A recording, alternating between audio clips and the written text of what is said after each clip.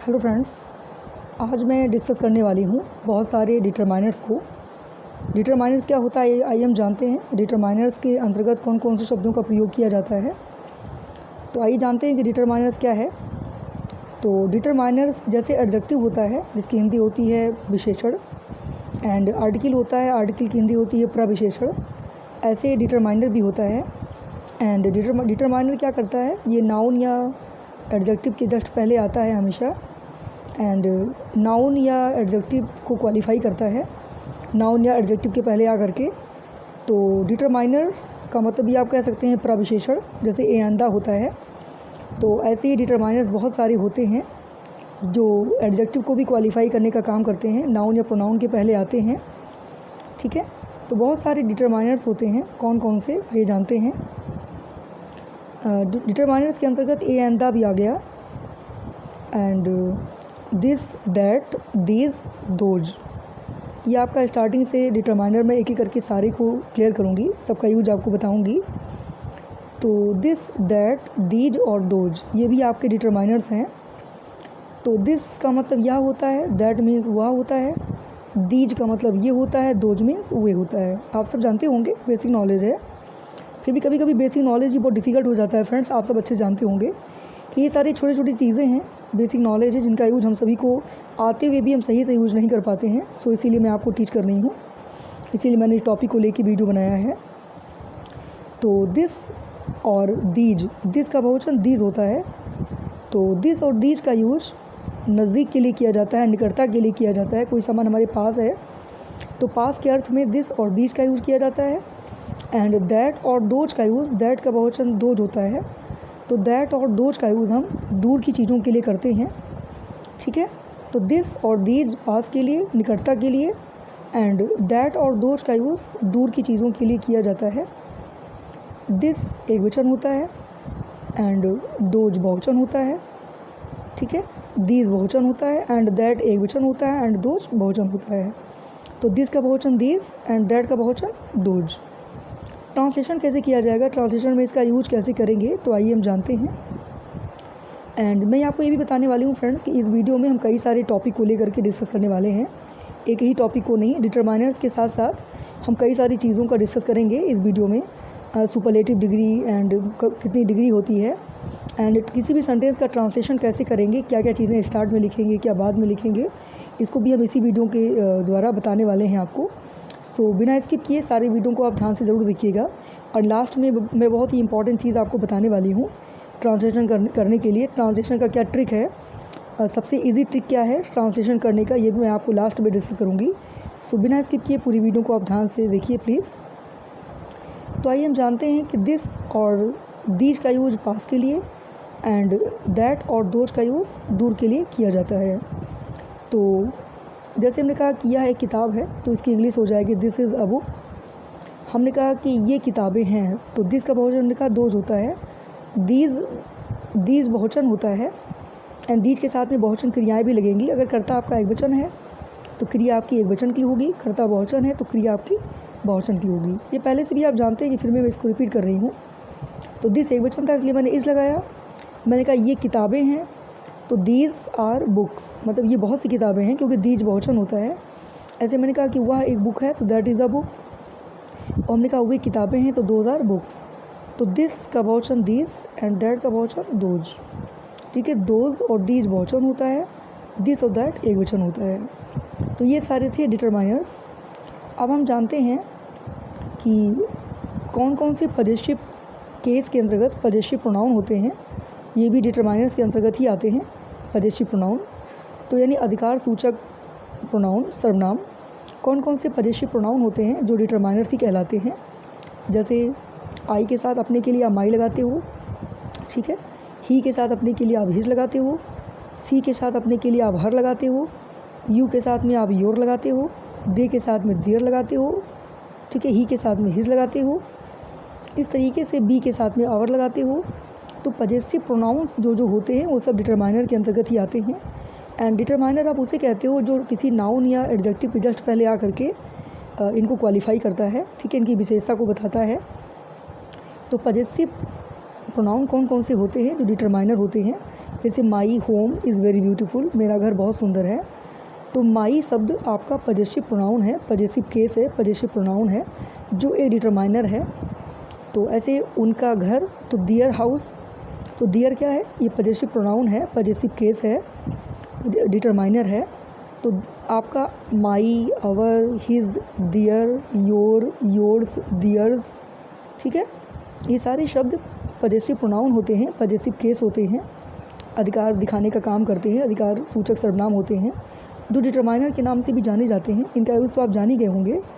इनकी केवल हिंदी आनी चाहिए, तो इसका हिंदी की अंग्रेज़ी केवल बनानी पड़ती है आपको। एंड आप इसी में सीखने वाले हो मच और मैनी का यूज, कि मच और मैनी क्या है। तो मच और मैनी एक डिटरमाइनर है, ऐसे सम और एनी और नो भी एक डिटरमाइनर है। तो पहले हम मच और मैनी के बारे में जानते हैं। मच होता क्या है, मच का मतलब होता है अधिक, एंड मैनी का मतलब भी होता है बहुत अधिक। दोनों का मतलब अर्थ सेम होता है दोनों का, मच का मतलब भी बहुत अधिक, मैनी का मतलब भी बहुत अधिक। लेकिन मैनी का यूज आप करते हैं किसी भी संख्या को बताने के लिए, एंड मच का यूज आप करते हैं क्वांटिटी के लिए। आप सब जानते होंगे, कहीं पर अगर मात्रा की बात की जा रही हो, जैसे घी है, तेल है, लीटर की बात हो, कहीं मात्रा की बात हो, मात्रा सूचक मेज़र की बात की जाए, तो वहाँ पे आप मच लगाओगे। जैसे बहुत अधिक घी तो मच घी, ठीक है, बहुत अधिक चीनी तो मच चीनी। तो आप इस तरीके से संख्यावाचक चीज़ों के लिए मैनी लगाओगे। बहुत सारे लड़के तो मैनी बॉयज़, बहुत सारी लड़कियाँ मैनी गर्ल्स, ठीक है, बहुत सारे फूल मैनी फ्लावर्स। मच फ्लावर्स आप नहीं लिख सकते, क्योंकि संख्यावाचक चीज़ों के लिए यानी नंबर्स को बताने के लिए मैनी का यूज करते हैं, एंड क्वांटिटी यानी मात्रा को बताने के लिए हम मच का यूज करते हैं, और दोनों का मतलब होता है अधिक, ठीक है। तो मच और मैनी का यूज भी आप जान गए। अब हम जानते हैं सम और एनी और नो का यूज, कि सम और एनी का यूज आप कहाँ पे करते हो। ये सब डिटरमाइनर्स ही हैं फ्रेंड्स। तो सम का मतलब होता है कुछ, तो अफर्मेटिव सेंटेंस में कुछ की अंग्रेजी सम होती है, बट निगेटिव और इंट्रोगेटिव सेंटेंस में एनी का यूज करते हैं। मतलब सम का यूज निगेटिव और इंट्रोगेटिव सेंटेंस में हम नहीं कर सकते। सम का यूज केवल अफर्मेटिव में करते हैं, एंड एनी का यूज हम निगेटिव में भी करते हैं और इंट्रोगेटिव में भी करते हैं, राइट। एंड नो का यूज़ तो आप निगेटिव सेंटेंस में करते हैं, आप जानते ही हो। नो का यूज़ केवल निगेटिव में करते हैं, एंड एनी का यूज़ निगेटिव में भी और इंट्रोगेटिव में भी। सम का यूज़ केवल अफर्मेटिव में किया जाता है, ठीक है। अब हम ये भी जान लेते हैं कि ईच और एवरी का यूज कहाँ पे करते हैं। बहुत सुना होगा, बहुत न्यू वर्ड है आपके लिए, ईच एंड एवरी। तो ईच का मतलब भी होता है प्रत्येक, एंड एवरी का मतलब भी होता है प्रत्येक। लेकिन दोनों का सही करेक्ट यूज़ कैसे करेंगे हम, ईच और एवरी, ठीक है, दोनों का मतलब होता है प्रत्येक, बट एवरी बहुत ही बड़ा हो जाता है, क्योंकि एवरी का मतलब हमेशा दो से अधिक चीज़ों के लिए ही एवरी का यूज़ किया जाता है। जब कोई भी सामान, कोई भी व्यक्ति, कोई भी वस्तु दो से अधिक होगा तभी आप एवरी का यूज़ करोगे। लेकिन ईच का यूज़ आप दोनों के लिए करते हो। ईच का यूज़ आप, कोई सामान दो है संख्या में तो भी आप ईच लगाओगे, और दो से अधिक है तो भी आप ईच लगाओगे। लेकिन एवरी का यूज़ केवल दो से अधिक की चीज़ों के लिए ही करते हैं, मतलब ज़्यादा से ज़्यादा चीज़ों के लिए ही हम एवरी का यूज़ करते हैं, राइट। एंड ईच का यूज़ हम दो चीज़ों के लिए भी करते हैं और दो से अधिक के लिए भी करते हैं। तो आई होप कि आपको ईच और एवरी का यूज समझ में आ गया होगा कि ईच और एवरी आप कहाँ पे लगाओगे। यहाँ पे संख्या क्वांटिटी की बात नहीं हो रही है, दो चीज़ों के लिए ईच और दो से अधिक के लिए एवरी। तो ईच और एवरी कहाँ लगाते हैं ये भी आप जान के होंगे। हमेशा ईच एवरी एक वचन करता होता है, सिंगुलर होता है, इनके साथ हमेशा एक वचन की क्रिया लगाई जाती है, सिंगुलर वर्ब ही लगाया जाता है, ठीक है। तो ईच एवरी हो गया, मच मैनी हो गया, सम एनी हो गया। अब आइए हम सीखते हैं little, a little, the little, यानी लिटिल, आ लिटिल और द लिटिल का यूज आप कहाँ पे करोगे। तो लिटिल का मतलब होता है कुछ नहीं, आ लिटिल और द लिटिल का मतलब होता है कुछ यानी थोड़ा बहुत। तो पहले आप ये जान लो कि लिटिल, आ लिटिल और द लिटिल ये होते हैं मात्रावाचक, यानी इसको क्वांटिटी के लिए यूज़ किया जाता है, केवल मात्रा के लिए इसका प्रयोग किया जाता है। किसी चीज़ की नापतोल करने के लिए ही little, a little, the little का प्रयोग किया जाता है, ठीक है। जैसे गिलास में कुछ चीनी है, तो there is a little sugar in the glass, ठीक है। अभी मैंने आपको बताया कि आ लिटिल और द लिटिल का मतलब होता है कुछ, लेकिन केवल लिटिल का मतलब होता है कुछ नहीं।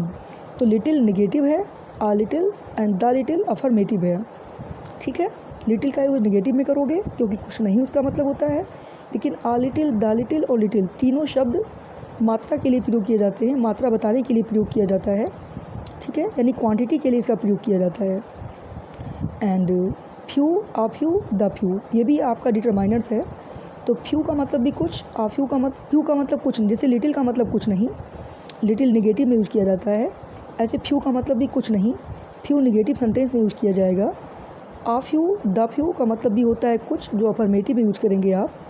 तो फिर से रिपीट करती हूँ एक बार कि लिटिल होता है मात्रावाचक यानी क्वांटिटी बताता है, बट फ्यू होता है संख्यावाचक यानी नंबर को बताता है, ठीक है। तो फ्यू नंबर के लिए होता है एंड लिटिल मात्रा के लिए होता है, क्वांटिटी के लिए होता है। तो लेकिन लिटिल में जो लिटिल शब्द अकेला आएगा तो वो निगेटिव होगा, फ्यू में फ्यू शब्द अकेला आएगा तो निगेटिव होगा, जिसका मतलब कुछ नहीं होता है। And uh little, the little का मतलब कुछ, and uh few, the few का मतलब कुछ। लेकिन कोई संख्यावाचक चीज़ें हैं उनके पहले कुछ की अंग्रेजी आपको लिखनी है तो आ फ्यू, द फ्यू लिखेंगे। मात्रावाचक चीज़ों के पहले यानी क्वांटिटी बताने के लिए कुछ की अंग्रेजी आपको लिखनी है तो आप आ लिटिल या द लिटिल लिखेंगे, ठीक है। तो ये था little, a little, the little, few, uh few, the few का यूज़। एंड नेक्स्ट आपका हो जाएगा नाइदर नॉर, आइदर और। तो नाइदर नार का यूज़ कहाँ पे करेंगे आप और आइदर आर का यूज़ कहाँ पे करेंगे? तो फ्रेंड्स नाइदर नार और आइदर आर भी आपका डिटरमाइनर्स के अंतर्गत ही आता है। ये भी डिटरमाइनर है जो किसी नाउन के पहले आ करके उसकी क्वालिफाई करता है, उसकी विशेषता बताता है। तो नाइदर के बाद हमेशा नार आएगा जो निगेटिव वर्ड है, आइदर के बाद हमेशा आर आता है जो अफर्मेटिव वर्ड है। एंड आइदर आर, नाइदर नार दो चीज़ों के लिए प्रयोग किया जाता है, जहाँ पर दो व्यक्ति हों, दो वस्तु हों, दो संख्या के लिए ही, दो चीज़ों के लिए ही, ठीक है, आइदर और नाइदर का प्रयोग किया जाता है। मतलब दो से अधिक के लिए आइदर नाइदर का प्रयोग नहीं किया जाएगा। जहाँ पे संख्या में सामान दो हो वहाँ पे आइदर और नाइदर का प्रयोग किया जाएगा। बट इतना मतलब है कि आइदर के बाद में आर आता है, नाइदर के बाद में नार आता है। एंड आइदर अफर्मेटिव है, नाइदर निगेटिव है। नाइदर का मतलब ना तो, आइदर मीन्स या तो, ठीक है।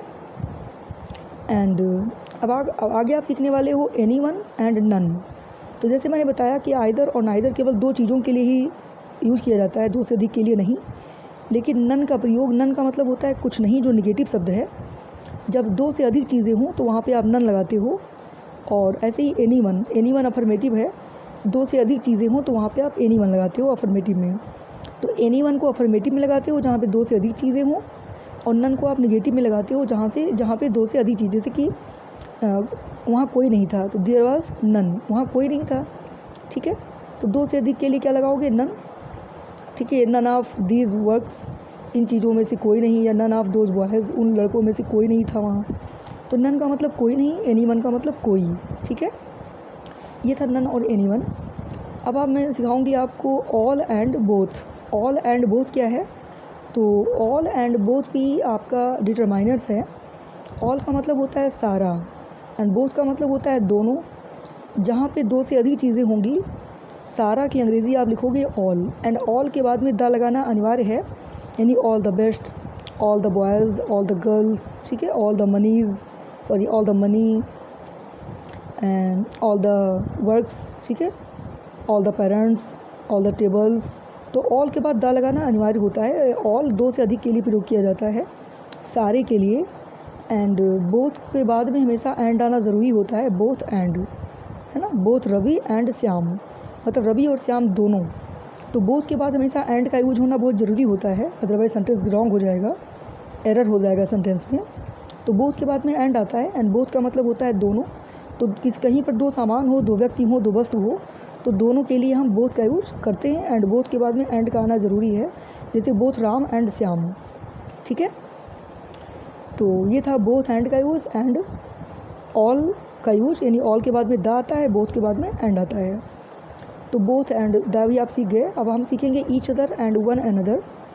तो ईच अदर का मतलब होता है प्रत्येक, एंड वन अनदर का मतलब भी होता है एक दूसरे से। ईच अदर मीन्स एक दूसरे को, वन अनदर का मतलब भी एक दूसरे को। लेकिन ईच अदर आता है दो व्यक्तियों के लिए, लेकिन अगर दो से अधिक व्यक्ति हैं तो एक दूसरे की अंग्रेजी आपको क्या लिखनी है? One another. जैसे हमने कहा कि उन्होंने एक दूसरे से लड़ाई कर ली, तो दे क्वारल्ड ईच अदर, क्योंकि दो ही लोग हैं। या राम श्याम ने लड़ाई कर ली एक दूसरे से, तो राम श्याम दो लोग हैं, तो यहाँ पर एक दूसरे की अंग्रेजी ईच अदर हो जाएगा। लेकिन हमने कहा कि राम, श्याम और मोहन ने आपस में लड़ाई कर ली, तो Ram, Shyam, Mohan quarrelled one another, ठीक है। तो दो से अधिक व्यक्ति अगर हों, चाहे जितने हों लेकिन दो से अधिक हों, तो वहाँ पर एक दूसरे की अंग्रेज़ी वन अनदर हो जाएगा।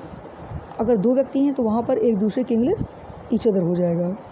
ओके फ्रेंड्स, तो इस तरीके से आपने each other and one another का भी यूज़ सीखा। तो इस तरीके से ढेर सारे यूज़ हैं इंग्लिश में, बहुत सारे डिटरमाइनर्स हैं। तो इतने सारे डिटरमाइनर्स का यूज आपने सीख ही लिया है। तो ये सारे आपके थे डिटरमाइनर्स, ठीक है। एक एक करके आपने सबका यूज़ सीख लिया। तो अब प्रोनाउंसिएशन करने में कोई दिक्कत नहीं होगी आपको। आप जानते हैं कि बोथ के बाद में एंड आएगा, नैदर के बाद में नॉर आएगा, आइदर के बाद में और आएगा, ऑल के बाद में द आएगा, कहाँ पे मच लगाएंगे, कहाँ पे मेनी, कहाँ पे ईच, कहाँ पे एवरी। इन सभी का यूज़ मैंने अच्छे से क्लियर कर दिया है। आई होप कि आप समझ गए होंगे। अब आपको इन सबको यूज़ करने में कोई भी परेशानी आज के बाद नहीं होगी। अब इसका ट्रांसलेशन आप बहुत ही आराम से बना सकते हैं। तो अब हम इसके बाद में डिटरमाइनर्स के बाद में सीखेंगे डिग्री ऑफ कंपैरिजन। तो डिग्री ऑफ कंपैरिजन ये आपका दूसरा टॉपिक है। मैंने बताया था पहले ही कि इस वीडियो में हम कई टॉपिक को शेयर करने वाले हैं आपसे। तो आइए जानते हैं कि डिग्री ऑफ कंपैरिजन क्या है। तो डिग्री ऑफ कंपैरिजन का मतलब होता है तुलनात्मक डिग्री, तुलनात्मक श्रेणी। तो कंपैरिजन का मतलब ही होता है तुलना करना। तो डिग्री ऑफ कंपैरिजन क्या होता है? तो डिग्री ऑफ कंपैरिजन एडजेक्टिव में पाया जाता है। जब आप पार्ट्स ऑफ स्पीच पढ़ोगे जिसमें एडजेक्टिव को पढ़ोगे, तो एडजेक्टिव में आपको पढ़ने का मौका मिलेगा डिग्री ऑफ कंपैरिजन यानी तुलनात्मक श्रेणी। कंपैरिजन का मतलब ही होता है तुलना करना यानी तुलनात्मक श्रेणी। तो तुलना कैसे की जाती है आइए हम जानते हैं कि डिग्री ऑफ कंपैरिजन में यानी तुलनात्मक श्रेणी में क्या क्या चीज़ें हैं। तुलनात्मक श्रेणी एक ऐसा टॉपिक है पार्ट्स ऑफ स्पीच का जो एडजेक्टिव में होता है, विशेषण में इसका प्रयोग किया जाता है। एंड विशेषता बताने के लिए ही डिग्री ऑफ कंपैरिजन का प्रयोग किया जाता है सेंटेंस में। तो मान लीजिए कि कहीं पर कोई व्यक्ति एक है, वहाँ पे आप पॉजिटिव डिग्री यूज़ करते हो। कहीं पर कोई व्यक्ति, कोई भी चीज़, कोई भी सामान एक से अधिक है, यानी दो लोगों के बीच में तुलना हो रही है, तो वहाँ पे कंपैरेटिव डिग्री होता है। लेकिन दो से अधिक लोगों के बीच में अगर तुलना की जा रही हो, अगर दो से अधिक हो गए हैं, तो वहाँ पे सुपरलेटिव डिग्री का प्रयोग किया जाता है। तो फ्रेंड्स, डिग्री ऑफ कंपैरिजन का मतलब तुलनात्मक श्रेणी कि जब किसी सेंटेंस में तुलना की बात की जाए, दो व्यक्तियों के बीच में, दो से अधिक व्यक्तियों के बीच में अगर तुलना की बात हो रही हो, तो वहाँ डिग्री ऑफ कंपैरिजन का प्रयोग किया जाता है। डिग्री ऑफ कंपैरिजन का यूज़ देखने को मिलता है। तो डिग्री कितने प्रकार की होती है कंपैरिजन करने के लिए श्रेणी? तो डिग्री तीन प्रकार की होती है। पहला होता है पॉजिटिव डिग्री, दूसरा होता है कंपैरेटिव डिग्री एंड तीसरा होता है इंट्रोगेटिव डिग्री। तो डिग्री तीन प्रकार की होती है, पॉजिटिव, कंपैरेटिव एंड इंट्रोगेटिव। तीन डिग्री होती है, ठीक है। तो पॉजिटिव डिग्री का मतलब तो सामान्य होता है, कंपैरेटिव डिग्री का मतलब तुलनात्मक श्रेणी एंड सुपरलेटिव डिग्री का मतलब सर्वश्रेष्ठ श्रेणी। पॉजिटिव में किसी व्यक्ति की तुलना नॉर्मल तरीके से बताई जाती है, कंपैरेटिव में दो व्यक्तियों की तुलना की जाएगी एंड सुपरलेटिव में दो से अधिक के बीच में तुलना की जाएगी। तो आप समझ गए होंगे फ्रेंड्स कि डिग्री तीन होती है, positive, comparative and superlative degree, ठीक है। तो चलिए इसका एग्जांपल भी लेते हैं। पॉजिटिव डिग्री में आप कुछ भी नहीं लगाते हो, शब्द अपने रियल रूप में होता है, फॉर्म में होता है। कंपैरेटिव डिग्री में आप जब दो व्यक्तियों की तुलना करते हो तो किसी भी एडजेक्टिव वर्ड में ER जोड़ते हो, क्योंकि मैंने बताया है कि डिग्री ऑफ कंपैरिजन एडजेक्टिव का ही एक पार्ट है, एडजेक्टिव में ही पाया जाता है। जो पार्ट्स ऑफ स्पीच है एडजेक्टिव, ये क्वालिफिकेशन बताने का काम करता है। किसी नाउन की, किसी संज्ञा की विशेषता को बताता है डिग्री, क्योंकि एडजेक्टिव विशेषता को ही बताने का काम करता है, तो डिग्री भी विशेषता बताने का ही काम करता है। तो पॉजिटिव डिग्री में किसी भी एडजेक्टिव वर्ड में कुछ नहीं लगता, नॉर्मल शब्द होता है। लेकिन कंपैरेटिव डिग्री में किसी भी एडजेक्टिव वर्ड में आप ER जोड़ते हो दो लोगों की तुलना बताने के लिए। एंड सुपरलेटिव डिग्री में आप किसी भी एडजेक्टिव वर्ड के लास्ट में EST जोड़ देते हो, तो EST जोड़ने से सुपरलेटिव बन जाता है, ER जोड़ने से कंपैरेटिव डिग्री बन जाता है। बट पॉजिटिव में कुछ भी नहीं जोड़ना है, एडजेक्टिव वर्ड अपनी नॉर्मल फॉर्म में रहता है। जैसे हमने कहा beautiful, she is very beautiful girl, वो बहुत ही सुंदर लड़की है। तो ब्यूटीफुल शब्द एडजेक्टिव है एंड ब्यूटीफुल शब्द क्या है, पॉजिटिव डिग्री है। नॉर्मल फॉर्म में है तो पॉजिटिव डिग्री है। बट हमने कहा कि वो अधिक सुंदर है तुम्हारी अपेक्षा, वो राम सीता की अपेक्षा अधिक सुंदर है, सॉरी हमने कहा सीता रीता की अपेक्षा अधिक सुंदर है, so Sita is more beautiful than Gita. Than लगाएंगे, कंपेरेटिव डिग्री में देन का यूज करते हैं, देन ज़रूर आएगा। एंड एडजेक्टिव वर्ड के लास्ट में ER का यूज करेंगे क्योंकि दो व्यक्तियों की तुलना इसमें की जाती है। तो हमने कहा कि सीता रीता से अधिक सुंदर है, तो Sita is more beautiful. Beautiful में ER EST नहीं जोड़ने पे अच्छा लगेगा। तो जिन शब्दों में ER या EST हम नहीं जोड़ पाते हैं वहाँ पे ER जोड़ने के लिए कंपेरेटिव डिग्री में मोर लगा देते हैं एंड सुपरलेटिव डिग्री में एडजेक्टिव के पहले मोस्ट का यूज करते हैं। ठीक है, तो ब्यूटीफुल में ER आप नहीं लगा सकते हैं, इसीलिए ब्यूटीफुल के पहले आप मोर लगा दोगे। तो Rita is more beautiful then Sita. ठीक है, क्योंकि ब्यूटीफुल में ER आप नहीं जोड़ सकते, लेकिन जिस शब्द में ER आप जोड़ सकते हैं वहाँ पे आप ER जोड़ के रखेंगे एडजेक्टिव में। जैसे मोहन राम से अधिक महान है, तो Mohan is greater than Ram. Than लगाओगे, कंपेरेटिव डिग्री में देन लगाते हैं एंड ग्रेट आपका एडजेक्टिव वर्ड है और ग्रेट में लास्ट में क्या लगाएंगे ER, क्योंकि ग्रेट में ER लग सकता है, तो यहाँ पे मोर को लगाने की ज़रूरत नहीं है। तो Mohan is greater than Ram, Mohan Ram की अपेक्षा महान है। और ब्यूटीफुल में ER नहीं लग सकता, तो हमने कहा Rita is more beautiful then Sita. ठीक है, तो आप समझ चुके होंगे कि पॉजिटिव डिग्री में एक ही व्यक्ति की विशेषता बताई जाती है, कंपेरेटिव में दो व्यक्तियों के बीच में तुलना की जाती है, तो एडजेक्टिव वर्ड के लास्ट में ER लगाते हैं। अगर नहीं लग पाता तो मोर का यूज कर लेते हैं। एंड सुपरलेटिव में दो से अधिक व्यक्तियों के बीच में तुलना की जाती है एंड आपको एडजेक्टिव वर्ड के लास्ट में EST जोड़ना होता है। ठीक है, हमने कहा मोहन सबसे सुंदर लड़का है। ठीक है, तो मोहन इज़, अच्छा सुपरलेटिव डिग्री में द का यूज किया जाता है। सुपरलेटिव डिग्री के पहले जब एडजेक्टिव में आप EST जोड़ोगे तो उसके पहले द लगाना ज़रूरी है। तो Mohan is the most handsome boy in the class. Mohan class में सबसे सुंदर लड़का है, तो सुंदर की अंग्रेजी हैंडसम होगी और हैंडसम में EST नहीं जुड़ सकता, इससे ब्यूटीफुल में EST नहीं जुड़ सकता। तो हैंडसम के आगे आप क्या लगाओगे मोस्ट। ठीक है, और उसके आगे द लगाना अनिवार्य क्योंकि सुपरलेटिव डिग्री में द का यूज किया जाता है। तो Mohan is the most handsome boy in the class, Mohan class में सबसे सुंदर लड़का है। जैसे सीता क्लास में सबसे सुंदर लड़की है, तो Sita is the most beautiful girl in the class, right. तो आई होप फ्रेंड्स कि आप समझ गए होंगे कि सुपरलेटिव डिग्री में द आता है एंड एडजेक्टिव के अंत में EST जोड़ते हैं। ठीक है, और दो से अधिक व्यक्तियों के बीच में तुलना की जाती है एंड सर्वश्रेष्ठ होने की दावा की जाती है, सर्वश्रेष्ठ होने का क्वालिटी बताई जाती है। एंड कंपेरेटिव में दो लोगों की तुलना होती है जिसमें देन आता है और एडजेक्टिव में ER जोड़ते हैं। बट पॉजिटिव में किसी व्यक्ति की केवल नॉर्मल तरीके से क्वालिटी बताई जाती है, तो ना ER लगता है ना EST लगता है, वो नॉर्मल शब्द होता है। But degree of comparison adjective होती है, एडजेक्टिव के अंतर्गत आती है, क्वालिटी बताने का काम करती है किसी नाउन की। एंड इस तरीके से आई होप कि आपको समझ में आ गया होगा कि डिग्री ऑफ कंपेरिजन क्या है एंड कहाँ पे होता है, इसका यूज कैसे करना चाहिए हमें। तो हमने कहा ग्रेट, ग्रेटर, ग्रेटेस्ट। ठीक है, beautiful, more beautiful, most beautiful, handsome, more handsome, most handsome. ठीक है, तो इस तरीके से आप समझ, स्वीट, स्वीटर, स्वीटेस्ट। ठीक है, बिट, बिटर, बिटेस्ट। तो इस तरीके से कंपेरेटिव में ER एंड सुपरलेटिव में EST जोड़ते हैं, तो ये बन जाता है comparative degree and superlative degree, और नॉर्मल तरीके से होता है उसको पॉजिटिव डिग्री, राइट। तो ये था degree of comparison. I hope कि आप समझ गए होंगे। तो अब नेक्स्ट टॉपिक हम स्टार्ट करेंगे इसी वीडियो में, क्योंकि मैं पहले से बता चुकी हूँ आपसे कि वीडियो लंबा होने वाला है, तो ये लॉन्ग वीडियो है फ्रेंड्स, इसको स्किप मत कीजिएगा, सारी वीडियो को ध्यान से देखिए।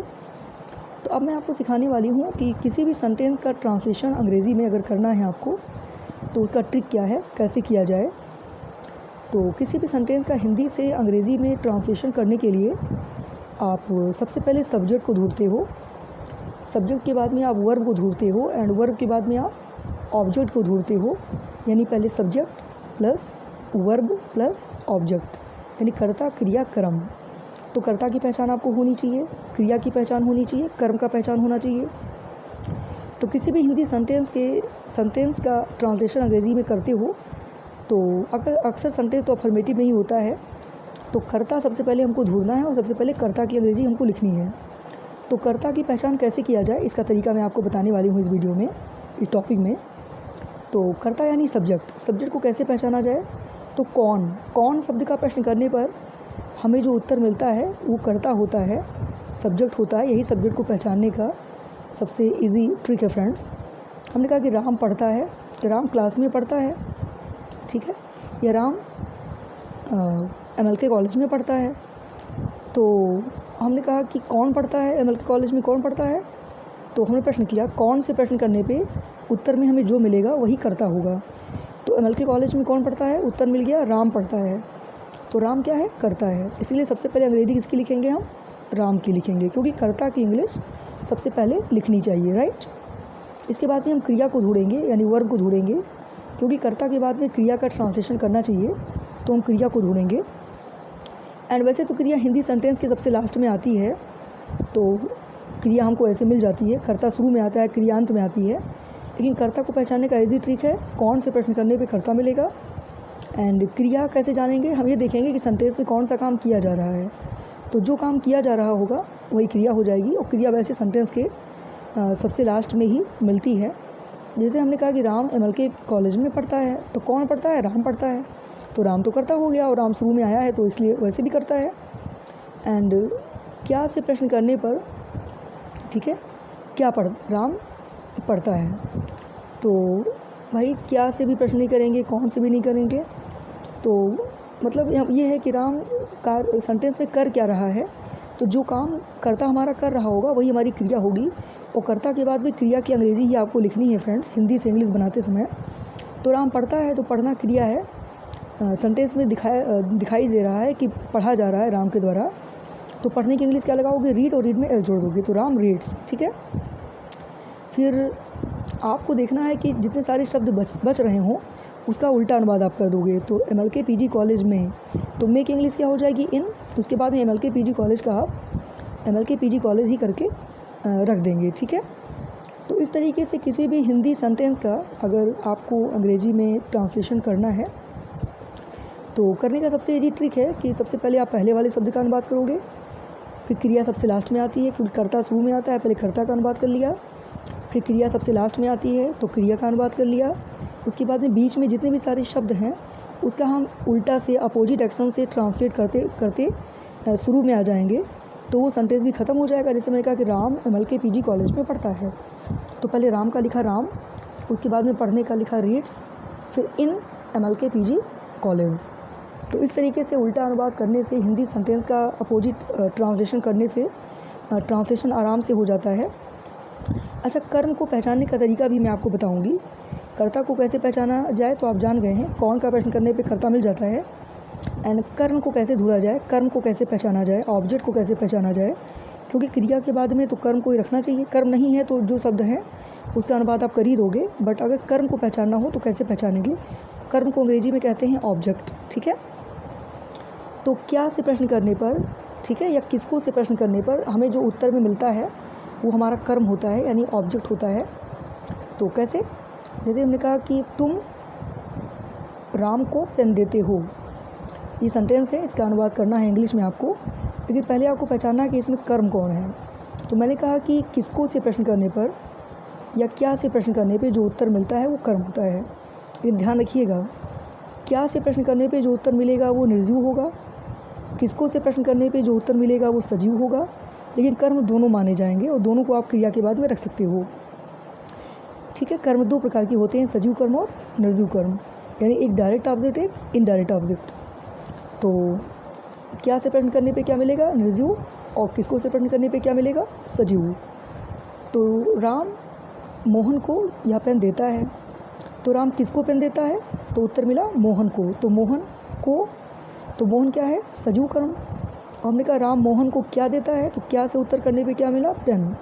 फिर राम मोहन को पेन देता है, तो पेन क्या हो गया? निर्जीव कर्म। तो इस सेंटेंस में दोनों कर्म मिल रहा है हमको, सजीव कर्म भी है और निर्जीव कर्म भी है। तो क्या से और किसको से प्रश्न करने पे जो हमें आंसर मिलता है उसे हम ऑब्जेक्ट कहते हैं, उसे हम कर्म कहते हैं। तो आई होप कि इस वीडियो में आपने बहुत कुछ सीख लिया फ्रेंड्स, बहुत अच्छा वीडियो बनने वाला है आपके लिए, एंड बहुत ही आपके लिए हेल्पफुल होने वाला है वीडियो, बहुत यूजफुल होने वाला है ये वीडियो आपके लिए। पूरा वीडियो आप देख लीजिएगा, एंड आप किसी भी हिंदी सेंटेंस को अंग्रेजी में आप ट्रांसलेशन भी कर लोगे। कर्ता को पहचानना भी मैंने आपको बता दिया, कर्म को पहचानना भी मैंने आपको बता दिया, एंड क्रिया तो मैंने बता ही दिया। अब इजी बहुत बात कर लेते हैं कि किसी भी सेंटेंस का हिंदी से इंग्लिश में ट्रांसलेशन करते समय सबसे पहले आप पहले शब्द का ट्रांसलेशन करोगे, फिर सबसे लास्ट वाले शब्द का ट्रांसलेशन करोगे, फिर जितने लास्ट से सारे शुरू तक आने वाले जितने भी सारे शब्द हैं सबको उल्टा से अनुवाद करते हुए एक एक शब्द का आप शुरू में आ जाओगे, तो कितना भी लंबा सेंटेंस क्यों ना आपका हिंदी में हो, आपको ट्रांसलेशन करने में कोई भी प्रॉब्लम नहीं आएगी। आप लंबे से लंबे सेंटेंस का ट्रांसलेशन आप इंग्लिश में कर ले जाओगे। अगर आप उल्टा से अनुवाद करते हो, शुरू वाले का कर लिया, लास्ट वाले का कर लिया, फिर लास्ट से उल्टे उल्टे शब्द का ट्रांसलेशन अंग्रेजी में बनाते हुए आप शुरू वाले शब्द के पास में पहुंच जाओगे। और आपने कर्ता भी सीख लिया है, कर्म भी सीख लिया है, क्रिया भी सीख लिया है। ठीक है, तो सबसे पहले सब्जेक्ट, उसके बाद में वर्ब, उसके बाद में ऑब्जेक्ट। तो ट्रांसलेशन करने का यही फार्मूला है। So thank you very much. Please share, follow, subscribe and like my video. Thank you so much.